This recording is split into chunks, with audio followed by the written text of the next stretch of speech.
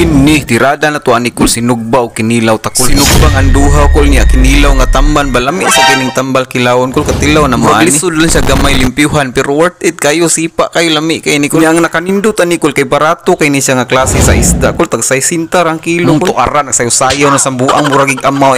Wa pa man ni maayon tawhanag ikabuhi na sa siguro niya. Wa may laing buhaton ani kul imo ra gini siyang hugasan kul niya para nako kul ang pinakanindot itimpla ni asin ra gid kul. Nya mas ganahan ko na niya kanang dili siya gilang kanang dili hiwaan ba niya dili pod hinay kay para nako murag mas lami siya kung inganaon suway ga ninyo di ba nindot kay tanan halamati ko dalian nakaluto kani nga tamban akong ganahan ko kanang murag gagmayon ba dili kay ko ganahan ato katong sobra kadagko kung papilion mas ganahan mo ko kumukilawan ang gagmay nga isda nindot magud kay nakilawon ang mga batanon kol